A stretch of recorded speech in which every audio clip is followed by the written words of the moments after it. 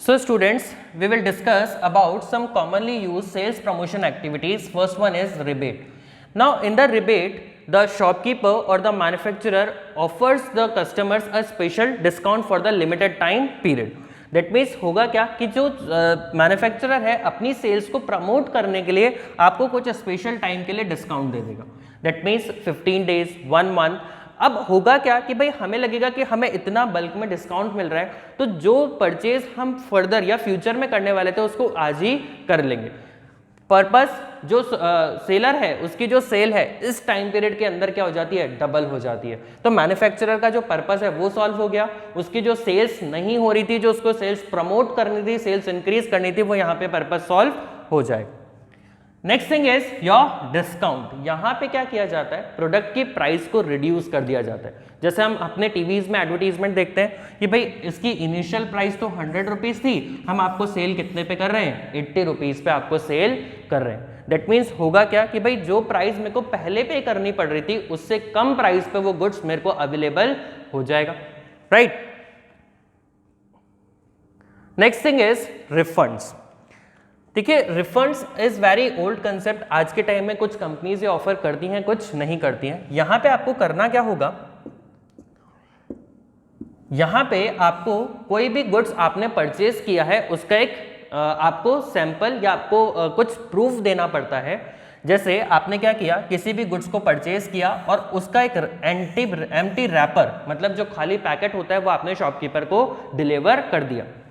Shopkeeper क्या करेगा, इस रैपर के बेसिस पे उसको ये कंफर्म हो गया कि आपने प्रोडक्ट को परचेज किया था. ठीक है, प्रोडक्ट परचेज किया और जितना प्राइस आपने पे किया था उतना प्राइस शॉपकीपर आपको रिटर्न कर देता है. ये भी क्या है, सेल्स प्रमोशन की एक टेक्निक है कि कंज्यूमर एटलीस्ट हमारा प्रोडक्ट परचेज तो करे. रेवेन्यू या प्रॉफिट तो हम बाद में भी कमा लेंगे, कोई दिक्कत नहीं है. Next thing is your product combinations. देखिए बेसिकली होता क्या है कि यहाँ पे आपको कुछ एक्स्ट्रा गुड्स दिए जाते हैं फ्री ऑफ कॉस्ट, जो आपके मेन प्रोडक्ट को यूज करने में हेल्पफुल हो सकते हैं. जैसे कि हम एग्जांपल लेते हैं. देखिए हम बाय करते हैं कैमरा. ठीक है, हमने कैमरा परचेज किया, उस कैमरा के साथ हमको क्या मिला, मेमोरी कार्ड फ्री. तो क्या कंपनी की कॉस्ट नहीं आई होगी इस मेमोरी कार्ड को परचेज करने में या बनाने में? डेफिनेटली आई होगी. लेकिन कंपनी क्या करती है कि भाई हमारा मेन प्रोडक्ट सेल होना चाहिए. ठीक है, मेन प्रोडक्ट कैसे सेल होगा, अगर हम कुछ एक्स्ट्रा क्वांटिटी कंज्यूमर को फ्री ऑफ गिफ्ट देते हैं. इस पर्टिकुलर पर्पस से हमारी क्या हो सकती है, सेल्स इंक्रीज हो सकती है. तो हम क्या करेंगे, कंज्यूमर को पे तो एक्चुअल कमोडिटी का करना है, एक्चुअल गुड्स का करना है जो वो परचेज करेगा, लेकिन हम उसको कुछ एक्स्ट्रा बेनिफिट्स भी प्रोवाइड कर देंगे. Right. Next thing is our quantity gift. देखिए क्या होगा, offering extra quantity of the product commonly used by marketing for toiletry products, for example shaving creams. हम बात करते हैं देखो हमारे टूथपेस्ट की. टूथपेस्ट में क्या होता है, कई बार आप एडवर्टीजमेंट देखते हैं 20 ग्राम से एक्स्ट्रा या 20% एक्स्ट्रा. तो वो जो एक्स्ट्रा क्वांटिटी आपको सेम ही प्रोडक्ट में दी गई वो क्या होती है, हमारी क्वांटिटी गिफ्ट. उसके लिए मैन्युफैक्चरर आपसे कुछ भी एक्स्ट्रा पेमेंट नहीं लेता है, लेकिन इस चीज से अट्रैक्ट होकर आप हमारे गुड्स को परचेज करो. आप जो कॉम्पिटिटर कंपनी के प्रोडक्ट को परचेज कर रहे थे उसको ना परचेज करके हमारे गुड्स को परचेज करो. उसके लिए आपको क्या दी जाती है, ये क्वांटिटी गिफ्ट का ऑफर दिया जाता है. राइट. जैसे हम देख सकते हैं हमारे सामने बहुत सारे एग्जांपल्स हैं. देखिए फर्स्ट थिंग इज यहाँ पे क्या किया गया है, देखो जो प्राइस थी एक्चुअल 125 उसको रिड्यूस करके 95 कर दिया. Buy 2 get 1 free. तो ये क्या है, अलग अलग तरीके के ऑफर्स हैं. यहाँ पे हम देख सकते हैं इलेक्ट्रॉनिक्स पे एमआरपी है हमारी 7000, लेकिन आपको कितना पे करना है, 5199. तो ये क्या हो गया, ये एक कस्टमर को अट्रैक्ट करने के लिए या जो सेल्स हमारी पहले डिक्रीज हो गई थी उस सेल्स को इंक्रीज करने के लिए सारी स्ट्रेटेजीज अडॉप्ट की जा रही हैं. Right. Next thing is instant draws and assigned gifts. देखिए यहाँ पे क्या होगा, यहाँ पे आपके ड्रॉज निकाले जाएंगे in the form of scratch cards. होता है कई बार हम गुड्स परचेज करके जाते हैं और उसके साथ हमें स्क्रैच कार्ड्स फ्री मिलते हैं. स्क्रैच कार्ड्स में गिफ्ट हो भी सकती है या नहीं भी हो सकती, लेकिन देखिए यहाँ पे मैन्युफैक्चरर का पर्पस तो सॉल्व हो गया, उसने अपनी कमोडिटी तो सेल कर ही दी है, ठीक है। अब आपको गिफ्ट मिलती है या नहीं मिलती है वो आपके लक के ऊपर डिपेंड करता है, या फिर अगर गिफ्ट मिलेगी भी तो जितने लोगों ने परचेस किया उसमें से 1 या 2 को गिफ्ट मिलने वाली है, बाकी का जो एक्स्ट्रा रेवेन्यू या इनकम जनरेट हुई वो तो क्या हो गया, कंज्यूमर का प्रॉफिट, और जो हमारा रिटेलर है उसको क्या मिला, उसको अपनी जितनी भी कॉस्ट उसने लगाई थी या जितने भी प्रोडक्ट मार्केट में थे वो इजीली सेल हो गए। Next is your lucky draw. Lucky draw में क्या होगा, जैसे फॉर एग्जांपल हम बात करते हैं कि हम पेट्रोल भरवाने गए, ठीक है, कंज्यूमर ने बोला, जो हमारा रिटेलर है उसने बोला कि भाई आप गुड्स परचेज करोगे 300 का, उसी के साथ आपको कुछ गिफ्ट मिलेगी या आपको लकी ड्रॉ में पार्टिसिपेट करने का मौका मिलेगा। लकी ड्रॉ में होता क्या है, आप एक कूपन फिल करके एक बॉक्स में डाल देते हैं और रैंडमली किसी भी एक कूपन को पिक कर लिया जाता है और उसको प्राइस डिस्ट्रीब्यूट कर दी जाती है। तो लेकिन देखिए जब मैंने पर्पस ये सेट कर दिया कि भाई 300 से कम कि कोई भी गुड्स आप परचेज करोगे उसमें हम आपको ये गिफ्ट नहीं देने वाले हैं, 300 का मिनिमम परचेज आपको करनी ही पड़ेगी। अब देखिए जिस पर्सन को 250 रुपीज का ही पेट्रोल चाहिए था, इस वाउचर की वजह से उसने क्या किया, 50 रुपीज ज्यादा खर्च किए। तो इसका मतलब यहाँ पे जो मेरी सेल है जितनी होने वाली थी उससे ज्यादा सेल हो गई, ठीक है। और गिफ्ट की जब बात आएगी तो किसी भी एक रैंडम पर्सन को गिफ्ट डिस्ट्रीब्यूट कर दिया जाएगा, या फिर अगर कंपनी डिस्ट्रीब्यूट ना भी करे तो अल्टीमेट कंज्यूमर को क्या पता चलेगा, नहीं पता चल सकता। Next thing is your usable benefits. यहाँ पे क्या होता है, आपको एक्स्ट्रा कोई गिफ्ट दी जाती है, ठीक है। जैसे हमने 3000 की कोई भी गुड्स परचेज की और आपको हॉलीडे पैकेज ऑफर कर दिया कंपनी ने। अब इस हॉलीडे पैकेज की वजह से हम क्या करते हैं, ज्यादा से ज्यादा क्वांटिटी परचेज करते हैं, ठीक है, क्योंकि हमें लगता है कि भाई जितनी ज्यादा क्वांटिटी होगी उतने हमारे चांसेस रहेंगे या उतनी ही ज्यादा गिफ्ट हमें प्रोवाइड की जाएगी। Next thing is your full finance. देखिए होता क्या है, many marketers and consumer durable such as electronic goods, automobiles offers easy finance scheme that is 24 easy installments. Basically होता क्या है, यहाँ पे आपको जो पेमेंट है वो किस में करना है, इंस्टॉलमेंट्स में करना है। दैट मीन्स आपको एक साथ पेमेंट करने की जरूरत नहीं है, आप इंस्टॉलमेंट में या आप इजी पेमेंट करके अपने गुड्स को परचेज कर सकते हो। तो जो कंज्यूमर के ऊपर लाइबिलिटी आ रही थी पूरा पेमेंट एक साथ करने की, वो लाइबिलिटी उसके ऊपर क्या हो गई, कम हो गई। और सेलर को भी बेनिफिट हो गया कि भाई जो प्रोडक्ट मेरा नहीं सेल हो पा रहा था या ज्यादा से ज्यादा कस्टमर तक हम रीच नहीं कर पा रहे थे because of the problem of that finance, अब वो क्या हो गया, वो प्रॉब्लम भी रिजॉल्व हो गई और मैं ज्यादा से ज्यादा कंज्यूमर को अपने प्रोडक्ट्स को सेल कर सकता हूं, right. Next thing is your sampling. Now in this the seller distributes the sample of the particular product. Basically होता क्या है, जब कोई नया प्रोडक्ट इंट्रोड्यूस किया जाता है मार्केट के अंदर, ठीक है, तो उस प्रोडक्ट के लिए कंज्यूमर फाइंड आउट करना कंपनी के लिए बहुत डिफिकल्ट टास्क हो जाता है, ठीक है। या तो उन्हें एडवर्टीजमेंट देना पड़ेगा, हैवी एक्सपेंसेस करने पड़ेंगे। उससे बेटर ऑप्शन है कि भाई हम किसी भी प्रोडक्ट के साथ अपना एक फ्री सैंपल डिस्ट्रीब्यूट कर देते हैं, ठीक है। तो होगा क्या कि भाई जब कंज्यूमर वो मेन प्रोडक्ट परचेज करेगा उसके साथ हमारा प्रोडक्ट भी क्या आएगा, एज अ सैंपल फ्री रहेगा। कंज्यूमर हमारे प्रोडक्ट को यूज करेगा और अगर वो हमारी सर्विसेज से सेटिस्फाइड है तो क्या होगा, अल्टीमेटली हमारी जो सेलिंग है वो भी स्टार्ट हो जाएगी। तो बहुत ही कम खर्चे में, बहुत ही कम एक्सपेंसेस के साथ हम अपने प्रोडक्ट को इंट्रोड्यूस कर सकते हैं मार्केट के अंदर। नेक्स्ट क्या होता है हमारा, कॉम्पिटिशंस और कॉन्टेस्ट्स।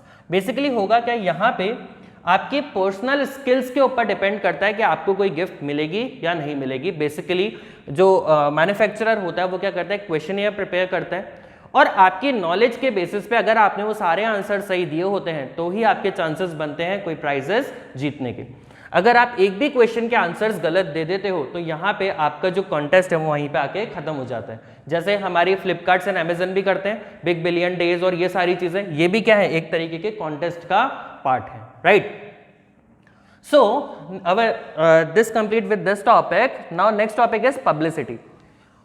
देखिए बेसिकली अगर हम पब्लिसिटी की बात करें तो पब्लिसिटी करता कौन है, हमारी मीडिया, ठीक है। यहाँ पे मैन्युफैक्चरर को कोई खर्चा करने की जरूरत नहीं होती है, जो सारे एक्सपेंसेस करने होते हैं वो किसको करने होते हैं, न्यूज़पेपर को। जैसे हमारी कोई नई टेक्नोलॉजी इंट्रोड्यूस हुई, फॉर एग्जाम्पल कार में कोई मॉडिफिकेशन आया, हम बात करते हैं अभी इलेक्ट्रॉनिक कार इंट्रोड्यूस होने वाली है, मैन्युफैक्चरिंग कर रही है टेस्ला मोटर्स।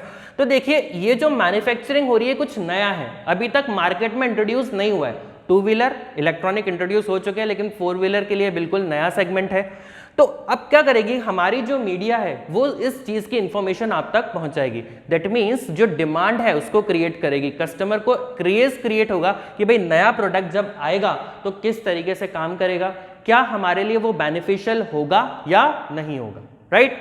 अब देखिए होता क्या है कि हम इसका एक और एग्जांपल लेते हैं। जब नैनो इंट्रोड्यूस करी थी टाटा मोटर्स ने, तो क्या हुआ कि भाई जब तक वो प्रोडक्ट इंट्रोड्यूस नहीं हुआ था कंज्यूमर ने एडवांस बुकिंग करा दी एक साल की। तो जो कंपनी को रेवेन्यू एक साल के बाद मिलता वो पहले ही मिल गया। लेकिन अगर हम बात करें 2013 के डेटा की, तो कंपनी की पूरी साल की जो मैन्युफैक्चरिंग थी वो थी सिर्फ 1 यूनिट। पूरी साल में कंपनी ने 1 ही यूनिट मैन्युफैक्चर करी और जो सेल थी वो थी 0, क्योंकि कंज्यूमर को पता चल गया कि यार वो जो प्रोडक्ट है जिसके लिए हम खर्चा करने वाले हैं वो इतना यूजफुल नहीं होगा। तो जनरली यहाँ पे पब्लिसिटी में करते क्या है, आपकी प्रोडक्ट के बारे में अर्ली इंफॉर्मेशन, कंपनी के एडवर्टीजमेंट से ही पहले इंफॉर्मेशन दे दी जाती है। फायदा दोनों को होता है, कंज्यूमर को इंफॉर्मेशन मिल गई और जो कंपनी है उसको अब एडवर्टीजमेंट पे इतना खर्चा नहीं करना पड़ता, राइट। ओके, तो अगर हम डेफिनेशन को कंक्लूड करें तो क्या होता है, क्या मीनिंग निकाल सकते हैं हम इसका। देखिए first thing is it is an unpaid form of communication, because इसके लिए जो न्यूज है, जो मीडिया है, वो खुद से एडवर्टीजमेंट दे रही है और कंपनी को कोई भी एक्सपेंसेस नहीं करने पड़ रहे। Next, there is no identified sponsor for this communication. That means यहाँ पे जो एक्सपेंसेस हो रहे हैं उसके लिए हमें स्पॉन्सर्स ढूंढने की जरूरत नहीं है, ऐसा पर्सन ढूंढने की जरूरत नहीं है जो हमारे एडवर्टीजमेंट पे खर्चा करने वाला है। बिकॉज क्योंकि ये सारे एडवर्टीजमेंट्स कौन दे रहा है, मीडिया खुद से दे रही है, तो इसके लिए कोई भी चार्जेस हमें पे करने की जरूरत नहीं होती है, right. Okay, now there are certain types of points under the publicity. The first one is your press relations. That means यहाँ पे क्या कर रही है, आपकी एक पॉजिटिव इमेज क्रिएट की जा रही है कंपनी के थ्रू। दैट मीन्स जो प्रोडक्ट है वो कुछ नया है। जैसे हमारे कोई भी अभी रेफेल आए तो रेफेल से हमारी इंडियन आर्मी को कितना बेनिफिट हुआ, तो ये जो रेफेल आने वाले थे इसके बारे में जो प्रेस थी, जो मीडियाज थी, उसने पहले ही आपको इन्फॉर्मेशन प्रोवाइड कर दी, ठीक है। तो अब जो पब्लिक है उसको ये पता चल गया कि भाई हमारी इंडियन आर्मी के लिए ये बेनिफिशियल हो सकते हैं, या फिर ये एक ऐसे फाइटर प्लेयर्स है जिसका कंपैरिजन बड़ी बड़ी कंट्रीज भी नहीं कर सकती। हालांकि चाइना भी इस चीज से बहुत ज्यादा डर गया था। तो बेसिकली होता क्या है, जो हमारी प्रेस है वो क्या करती है, वो उस प्रोडक्ट, पर्टिकुलर प्रोडक्ट की इंफॉर्मेशन कंज्यूमर तक पहले ही पहुंचा देती है। प्रोडक्ट की पब्लिसिटी, पब्लिसिटी का मतलब क्या होता है कि भाई अगर कोई भी नया प्रोडक्ट है तो उसके लिए हमें एफर्ट्स लगाने, ठीक है। स्पॉन्सर्स इतनी जल्दी मिलेंगे नहीं। अगर पहले से ही प्रोडक्ट के बारे में इंफॉर्मेशन होगी और प्रोडक्ट इंट्रोड्यूस होगा तो स्पॉन्सर्स ढूंढना भी हमारे लिए इजी हो जाएगा। लोग इजीली इन्वेस्ट कर देंगे हमारे प्रोडक्ट के अंदर, क्योंकि उन्हें पता है प्रोडक्ट के बारे में ऑलरेडी इंफॉर्मेशन आ चुकी है, प्रोडक्ट कुछ डिफरेंट है, तो हम इसमें अपना पैसा लगा सकते हैं, प्रॉफिट होने के चांसेस ज्यादा है। Next thing is your corporate communication. The image of the organization needs to be promoted through communication with the public and employees within the organization. That means यहाँ पे क्या होता है, जो information है वो employees के थ्रू भी public तक पहुंचाई जाती है। कंपनी के जो existing employees होंगे वो भी क्या करेंगे, उस प्रोडक्ट की information consumer तक या अपने relatives तक पहुंचाएंगे।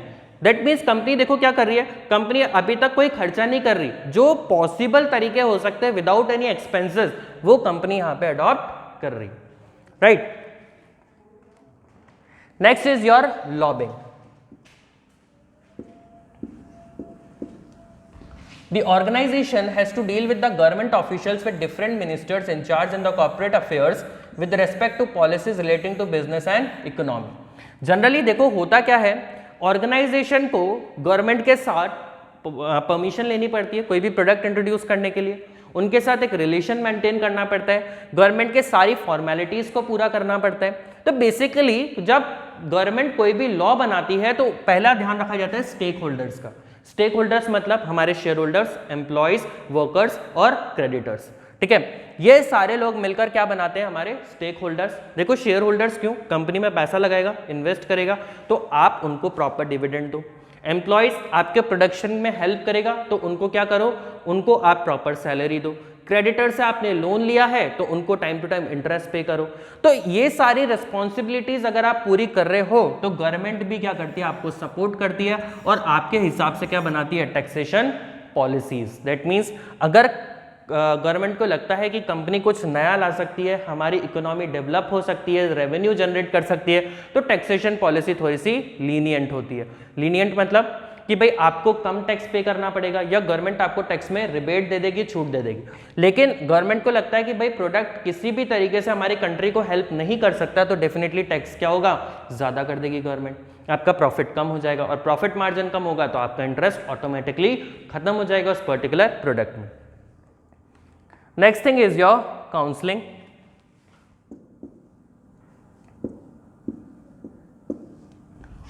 The Public Relation Department advises the management to general issues which affect the public and position of the company for particular issues। देखिए बेसिकली क्या होता है, गवर्नमेंट चाहती है कि बड़ी बड़ी इंडस्ट्रीज सोशल इश्यूज पे भी एक्सपेंडिचर करे, मतलब अपना प्रॉफिट का कुछ पार्ट किस पे एक्सपेंड करे, सोशल इश्यूज पे, जैसे एजुकेशन प्रोवाइड करने के लिए, बेटर मेडिकल फैसिलिटीज प्रोवाइड करने के लिए। जैसे मैं बात करूं कि अभी सबसे बड़ा इशू चल रहा है कोरोना का और उसकी वैक्सीन बन रही है, उसके लिए बहुत सारा एक्सपेंडिचर हो रहा है। अगर कोई भी कंपनी उस पर्टिकुलर चीज के लिए एक्सपेंडिचर करती है या पैसा अवेलेबल करवाती है किसको, गवर्नमेंट को, तो वो चीज क्या हो जाएगी, हमारी काउंसलिंग के अंदर इंक्लूड हो जाएगी। ठीक है। नाउ ये तो थे हमारे कुछ इंपॉर्टेंट पॉइंट्स, इसके साथ कुछ एडिशनल पॉइंट्स भी दे रखे पब्लिक रिलेशन के। First thing is your building awareness. That means उस पर्टिकुलर प्रोडक्ट का क्या किया जाएगा, ड्रामेटिक प्रेजेंटेशन किया जाएगा जिससे उस प्रोडक्ट की पूरी इंफॉर्मेशन प्रोवाइड की जा सके। ठीक है, इन दी फॉर्म ऑफ स्टोरीज और ड्रामेटाइज, मतलब इस तरीके से कि कंज्यूमर को ज़्यादा से ज़्यादा उस प्रोडक्ट के बारे में बताया जा सके, मतलब हम उसको ऐसे ड्रामेटिक प्रेजेंटेशन में दिखाएंगे कंज्यूमर को इन दी फॉर्म ऑफ एनिमेशंस। जिससे फॉर एग्जांपल हम बात करते हैं एक्स्ट्रा मार्क्स हम पढ़ते हैं तो बीच बीच में वीडियोस आपको इंट्रोड्यूस किए जाते हैं किस तरीके से, ताकि आपको पर्टिकुलर जो टॉपिक है वो समझ में आ जाए। तो उसी तरीके से आपके अंदर अवेयरनेस, उस प्रोडक्ट के बारे में इंफॉर्मेशन प्रोवाइड करने के लिए क्या किया जाता है, आपको in the form of advertisement, in the form of dramatic presentation आपको वो चीज दिखाई जाती है। Right. Next is building credibility. देखिए बेसिकली होता क्या है, if a news about a product comes into the media, whether print or electronic, always lend the credibility of people believes in the product since in the news। that means आपकी एक image create होना start हो जाती है। अगर product के बारे में पहले से इंफॉर्मेशन पहुंच चुकी है in the form of media, news ने उस प्रोडक्ट के बारे में पहले ही बता दिया, तो उस प्रोडक्ट की इमेज या उस प्रोडक्ट की गुडविल मार्केट में इंक्रीज होना स्टार्ट हो जाती है और जिस टाइम आप प्रोडक्ट को इंट्रोड्यूस करोगे आपको इजीली कंज्यूमर्स मिल जाएंगे। Next, stimulate sales force. It becomes easier for the sales force to deal with the retailers and convince the dealer if they have already heard about the product। that means यहाँ पे आपको retailers और dealers मिलना easy हो जाता है, आप shop पे इजीली अपना प्रोडक्ट रख सकते हो। देखिए अगर कोई भी नया प्रोडक्ट है तो उसको रिटेलर भी इतनी इजीली परचेज नहीं करता, उसको लगता है अगर कंज्यूमर ने नहीं परचेज किया तो मेरा इन्वेस्टमेंट तो बेकार है, मेरे जो पैसे हैं वो तो वेस्ट हो जाएंगे। और अगर कोई ऐसा प्रोडक्ट है जिसकी डिमांड है उसको रिटेलर भी इजीली अपनी शॉप पे रखने के लिए रेडी हो जाते हैं। Right. Lowers promotion cost, as we have already discussed it, that if the product is already known to the consumer, I do not have to spend so much of amount in the advertisement or in the promotion, because अब होगा क्या, मेरे को अब expenses कर रहे तो हैं लेकिन अपनी प्रोडक्ट की क्वालिटी इंप्रूव करने के लिए मेरे को जो इन्फॉर्मेशन कंज्यूमर के पास ऑलरेडी अवेलेबल है वो वापस से देने से क्या फायदा, क्या बेनिफिट, कुछ भी नहीं। तो बेटर है कि मैं अपनी स्किल्स को इंप्रूव करूं, मैं अपने प्रोडक्ट की क्वालिटी को इंप्रूव करूं जिससे मैं एक बेटर प्रोडक्ट कंज्यूमर तक अवेलेबल करवा पाऊं। बेटर अगर एडवर्टीजमेंट में खर्चा करना है तो बहुत कम आप एक्सपेंडिचर कर सकते हो ताकि आपके प्रोडक्ट का नाम याद रहे कंज्यूमर को, कंज्यूमर जब परचेज करना चाहे तो आपके प्रोडक्ट को ट्राई तो करे। राइट। लेकिन आपको यहाँ पे करना क्या है, बिकॉज आपका आधा से ज्यादा काम मीडिया कर चुकी है, तो बेटर है कि आप अपने प्रोडक्ट की प्रोडक्टिविटी, आप अपने प्रोडक्ट की क्वालिटी को इंप्रूव करो। Right. So students, this complete with our chapter number 11, that is marketing. I hope you have understood all the things very clearly. Please see all the links again, and keep your book always along with you so that you can mark the important topics, you can mark the important points and understand the chapter. And if still you are not understanding any topic or you have not seen the video, we will meet in our live session. Till then, goodbye and God bless.